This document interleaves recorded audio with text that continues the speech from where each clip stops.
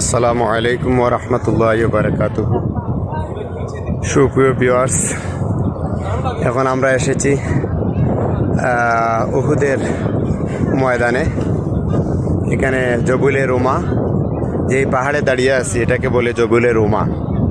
এই উহুদের ময়দান, এই যে ব্যারিকেড দেওয়া জায়গা, এখানে 70 জন সাহাবী শুহাদা এখানে শহীদ হয়ে গেছেন এবং তাদেরকে সালাম দেওয়া উচিত, সালাম দিতে হবে এবং এরা জীবিত।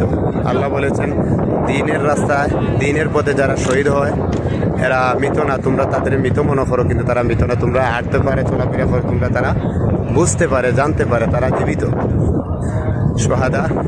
আমির আমদার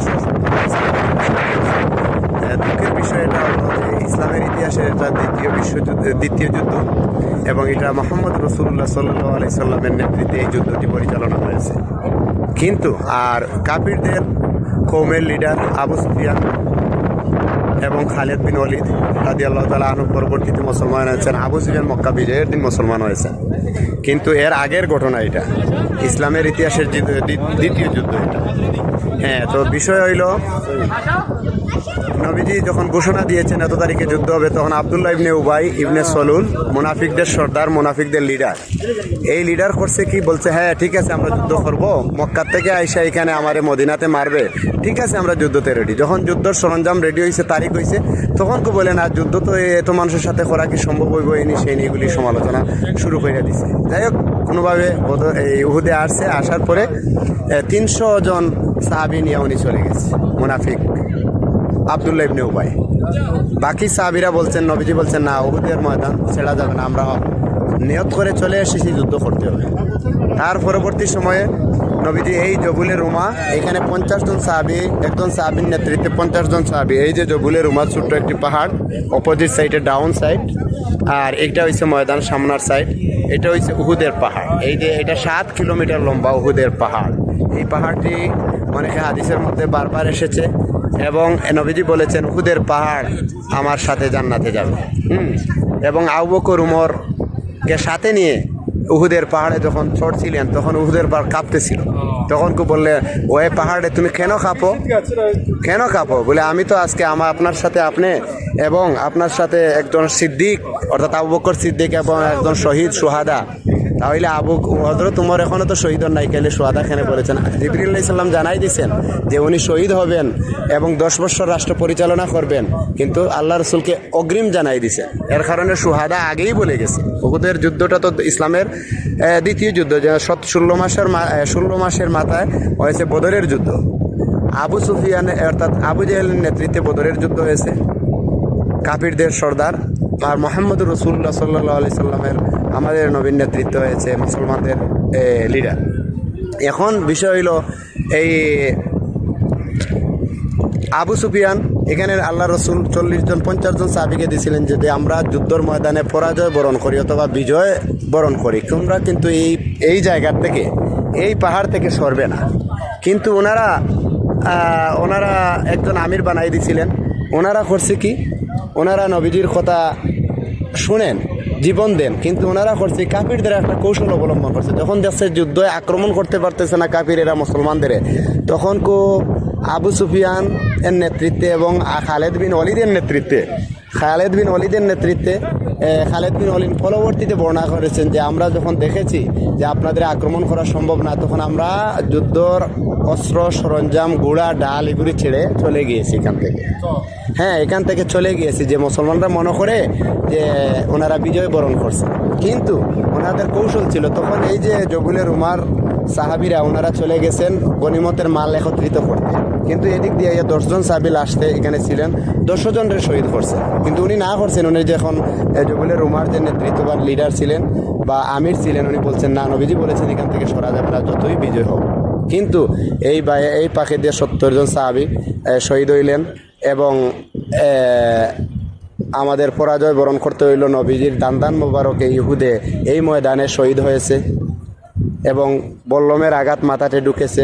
পরবর্তীতে আল্লাহর রসুল সব সাহাবীদেরকে নিয়ে জবুলে উহুদের ময়দানের একটা জায়গায়, এই জায়গাটা এখন দেখা যায় না, আগে দেখা যাইতো, একটা স্থানে এই কর্নারে যত সম্ভব হবে এই কর্নারে একটা ফাঁকা জায়গা, পাহাড় পেটে জায়গা দিয়েছিল নবীজিকে।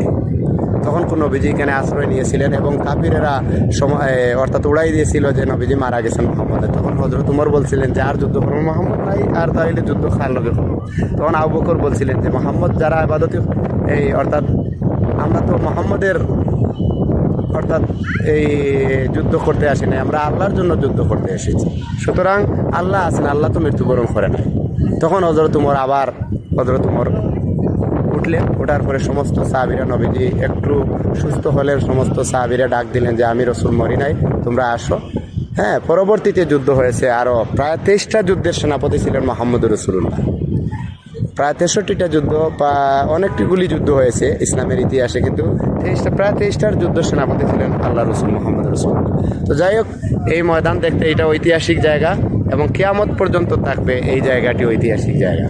আমরা এখানে সালাম দেব আমির হামজা সহ, কিন্তু এখানে দুঃখের হযরত নবীজির চাচা আমির হামজা রাদিয়াল্লাহু তাআলা আনহু, নবীজির চাচাদের মধ্যে ছোট এবং বয়সের দিকে পার্থক্য তেমন একটা বেশি না, নবীজির বয়সের পাশাপাশি 2-2.5 বছর পার্থক্য, কিন্তু নবীজির চাচাকে শহীদ করা হয়, হযরত আমির হামজা রাদিয়াল্লাহু তাআলা আনহুকে শহীদ করা হয় এবং ওয়াসি নামক সাহাবী উনি বল্লমের আঘাতে ওনাকে শহীদ করে এবং হিন্দা এবং আবু সুফিয়ানের ওয়াইফ হিন্দা এবং আবু সুফিয়ান সহ ওনার কলিজাকে কেটে, নাক কেটে, কান কেটে, সব কিছু কেটে কলিজা চাবিয়েছিল হিন্দা, আবু সুফিয়ানের স্ত্রী। এগুলি নবীজি বলেছিলেন যে সবার তো সবই আছে, কিন্তু আমার চাচার কে আছে? আমার চাচার তো কেউ নাই, আমার চাচার তো খানরাও কেউ নাই। আমরা সিলেটি ভাষায় গেলাম, আমার চাচার জন্য যে খাদবে এই তো মানুষ নাই, উনি খেদে দিয়েছিলেন। সেজন্যই ওয়াসি যে সাহাবী শহীদ পরবর্তীতে দিনের মধ্যে আসছেন, ইসলাম কবুল শহীদ করছেন, তখন নবীজি বলতেন যে খেয়ে শহীদ করছে আমার চাচা, তখন বলতেন যে সমস্ত সাহাবীরা মসজিদে নবীজির সামনে বসতেন, কিন্তু ওয়াসি পিছনে বসে থাকতেন। আবু বকর, হযরত উমর, হযরত আলীকে বলতেন নবীজিকে একটু পারমিশন লও যে আমি যেন সামনে বসতে পারি, আমি যেন সামনে বসি, কিন্তু পারমিশন ওনারা সাহস করে বলেন না। তারপরে একদিন আবু বকরকে বললেন, আবু বকর রে, কেন অশিরে আমি বাধা দিচ্ছি, কেন বাধা দিব, কেন বাধা দিচ্ছি?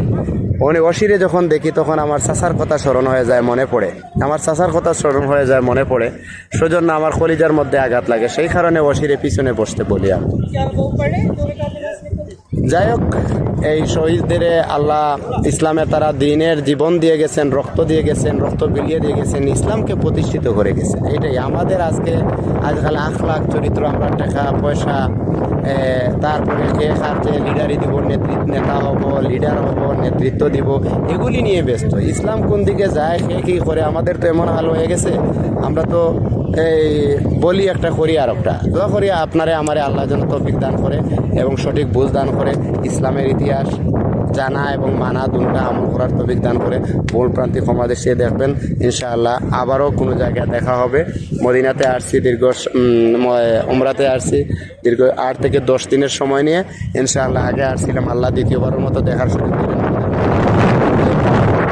আমির হামজার রোজা সহ, এবং এখানে ঐতিহাসিক আরবরা হামজা রাদিয়াল্লাহু তাআলা আনহু, হযরত হামজা রাদিয়াল্লাহু তাআলা আনহু যুদ্ধের ময়দানে পাওয়া যাচ্ছিল না, ফরজ গোসল করার জন্য বেরিয়েছিলেন, কিন্তু ওনাকে পাওয়া যাচ্ছিল না।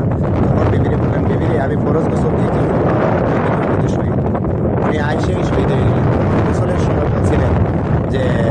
সময় বলছিলেন যে আমার বিবি দৌড়িতে আসছে, বাধা দাও, সবাইকে গোসল দিবেন, কিন্তু আমার স্বামীকে গোসল ছাড়া খবর দিবেন না। আমার স্বামী ফরজ গোসলের জন্য বের হয়ে যায়, ফরজ গোসলের জন্য বের হয়ে গেলে আমি কে যেন মদিনার পাশ দিয়ে বলে যায় উহুদের ময়দানে দিনের নবী শহীদ। তখন উনি বললেন, বিবিরে ডাল আর তরবারি দে। বলে ডাল দিয়ে কী করবে, তুমি তো ফরজ গোসল করো নাই। বিবিরে ফরজ গোসল দিয়ে কী করবো, যেখানে আমার উহুদের ময়দানে আমার দিনের নবী শহীদ। ওখানে এই কথা বলে উনি চলে আসছে শহীদ হয়ে গেলেন। কিন্তু বিষয় জানার বিষয় হলো কতটুকু ভালোবাসা। কিন্তু তখন আল্লাহ রসুল বলেন, আমার হামজালার লাশ কোথায় বাইর করো। তখন লাশ, হামজালার লাশ পাওয়া যাচ্ছে না।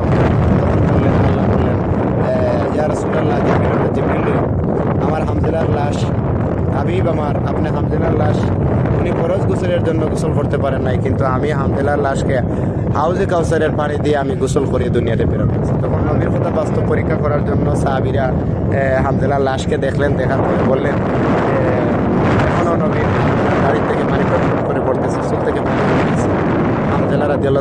এখানেই শহীদ হয়ে গেলেন। যাই হোক, আমরা ইনশাআল্লাহ দেখলাম, জানলাম এবং ইনশাআল্লাহ আমাদের ইতিহাস ঐতিহ্য আমাদের শিক্ষা দিয়ে গেছেন কীভাবে ইসলাম প্রতিষ্ঠিত করতে হয়। কিন্তু আজকে আমাদের দুর্ভাগ্যের বিষয় হচ্ছে আমরা একত্রিত না। আমাদের মুসলমান উম্মার নেতৃত্ব, লিডার বা নেতা হওয়ার মতো এমন কোনো রাষ্ট্রপ্রধান নাই যে আমরা সবাই নিয়ে এক নেতৃত্ব ছিল। হজরত উমর কি অর্ধেক পৃথিবী শাসন করেন নাই?